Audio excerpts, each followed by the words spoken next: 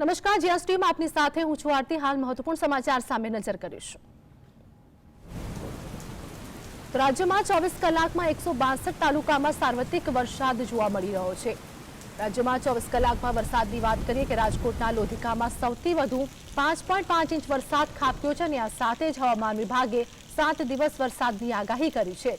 ગીર સોમનાથના પાટણ વેરાવળમાં પણ 4.5 ઇંચ વરસાદ નોંધાયો છે।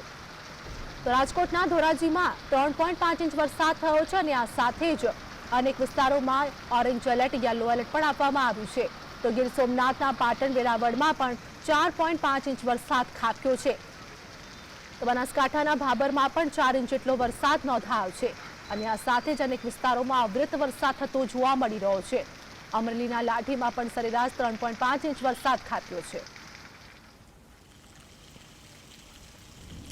તો અમારી સાથે અમારા સહયોગી કામેશ ચોકસી જોડાઈ ગયા છે। કામેશ, રાજ્યમાં 7 દિવસ હજુ પણ હવામાન વિભાગે વરસાદની આગાહી કરી છે અને આ સાથે જ અનેક વિસ્તારોમાં અવિરત થતો વરસાદ જોવા મળી રહ્યો છે।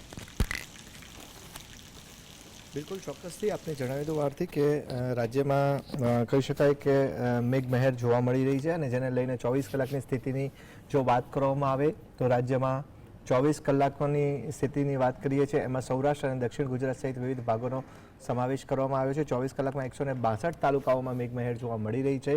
રાજકોટની વાત કરવામાં આવે તો રાજકોટના ગ્રામ્ય ક્ષેત્રમાં ગઈકાલે સારો એવો સાર્વત્રિક વરસાદ પડ્યો ને જેને લઈને રાજકોટના લોધિકામાં 24 કલાકમાં સૌથી વધુ 5.5 ઇંચ જેટલો વરસાદ વરસી ગયો છે। નીચાણવાળા વિસ્તારો જલમગ્ન થયા હોવાનો અહેવાલ સામે આવી રહ્યો છે। આ સાથે જ વાત કરવામાં આવી ગીર સોમનાથની તો ગીર સોમનાથના પાટણ વેરાવળમાં 4.5 ઇંચ જેટલો વરસાદ થવા પામ્યો છે। જૂનાગઢની વાત કરવામાં આવે તો જૂનાગઢના ગ્રામીણ ક્ષેત્રમાં જે તાલુકાઓ છે ત્યાં આગળ પણ ગઈકાલે ખૂબ સારો વરસાદ નોંધાયો હતો। જૂનાગઢના વંથલીમાં સરેરાશ 4.5 ઇંચ જેટલો, માણાવદરમાં 4.5 ઇંચ જેટલો વરસાદ પડ્યો। માળિયાહાટીનાની વાત કરવામાં આવે તો માળિયાહાટીનામાં સરેરાશ 4 ઇંચ જેટલો વરસાદ પડ્યો છે।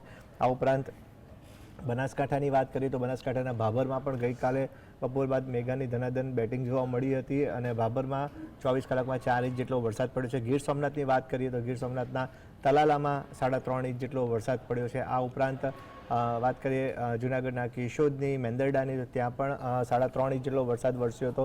અમરેલીના લાઠીમાં પણ 3.5 ઇંચ જેટલો વરસાદ વરસ્યો છે। દેવભૂમિ દ્વારકાની વાત કરવામાં આવે તો દ્વારકાના ભાણવડમાં પણ 3.5 ઇંચ જેટલો વરસાદ પડ્યો। પોરબંદરના રાણાવાવમાં પણ 3 ઇંચ જેટલો વરસાદ પડ્યો છે। ખેડાના મહેમદાવાદમાં 3 ઇંચ જેટલો વરસાદ પડ્યો છે। કચ્છની વાત કરવામાં આવે તો ગઈકાલે સવારથી જે આગાહી જે દર્શાવાઈ હતી મેપના માધ્યમ દ્વારા કે કચ્છમાં પણ ભારે વરસાદ પડી શકે છે તે આગાહી સાચી ઠરી। કચ્છના નખત્રાણામાં અને અંજારમાં સરેરાશ 2.5 ઇંચ જેટલો વરસાદ નોંધાયો હતો।